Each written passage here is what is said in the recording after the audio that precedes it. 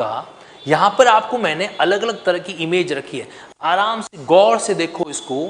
Technical team मुझे switch कर दो, आप सिर्फ स्क्रीन दिखनी चाहिए कैंडिडेट को, और इसमें आप अच्छे से ऑब्जर्व करो, ऑब्जर्व कर सके तो। 1 मिनट दे रहा हूं मैं आपको। 6 इमेजेस है यहां पर, पूरी इमेजेस को ऑब्जर्व करो। ये हिंदू लॉ को मैं अलग तरीके से पढ़ाऊंगा भाई, ध्यान रखना है, हिंदू लॉ का मामला अलग तरीके से होगा। हर इमेज के अंदर एक मैसेज है, एक लॉ है ना, हर इमेज के अंदर।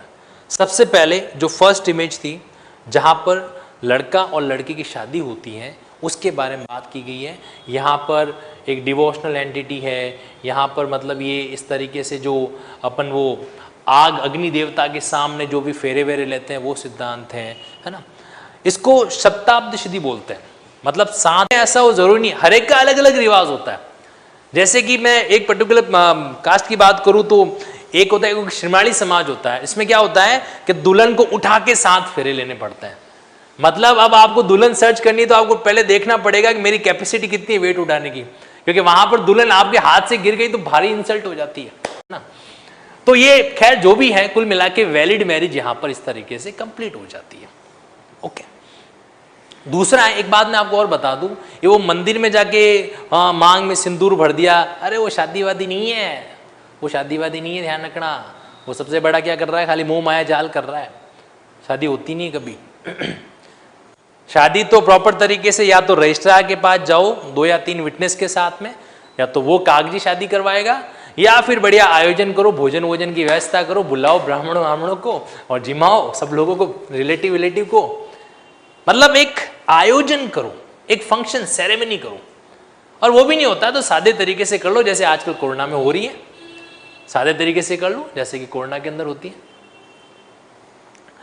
अब यहां पर बात यह है कि मैरिज होना हमारा पहला एक, यानी कि आपके पास हिंदू लॉ का एक जो अधिनियम आएगा वो आएगा हिंदू मैरिज एक्ट से रिगार्डिंग। हिंदू मैरिज एक्ट के बाद में सेकंड जो इमेज रखी यहां पर, वो रखी कहीं न कहीं डाइवोर्स की। जहां मैरिज है वहां डाइवोर्स होने की भी संभावना रहती है। तो डाइवोर्स के मैटर होते हैं, बेचारे जो बच्चे होते हैं उनका भविष्य कहीं के बीच में अटक जाता है, क्योंकि बच्चे को तो माँ भी चाहिए होता है, पिता भी चाहिए होता है, उनकी कमी तो कोई पूरी कर नहीं सकता। बट इट्स ओके, होता है डाइवोर्स।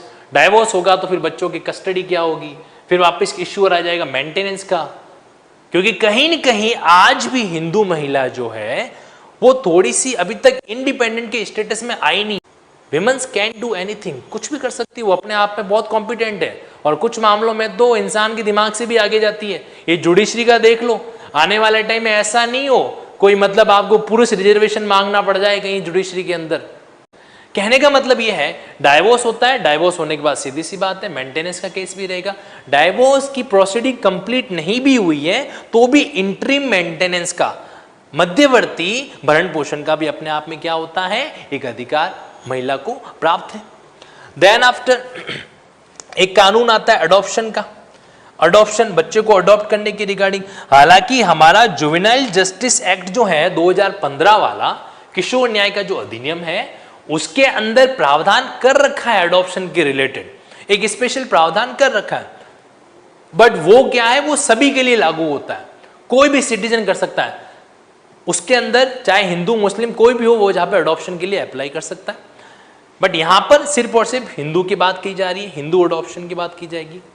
एक ये जो चीज जो रिसेंटली आ रखी है, अभी क्या है, पहले तो मतलब बेसिकली हर चीज के लिए मेल को ज्यादा प्रिफर किया जाता था, प्रॉपर्टी को सक्सीड करना है तो भी मेल है, लेकिन अब इस सक्सेशन पर जाने से पहले, ये क्या है, सक्सेशन, उत्तराधिकार, इस पर जाने से पहले आपको ये प्रिंसिपल ध्यान में रखना पड़ेगा इक्वलिटी का। अब है ना, अब बच्चियों को भी, बेटियों को भी उतना ही अधिकार है जितना बेटे को है।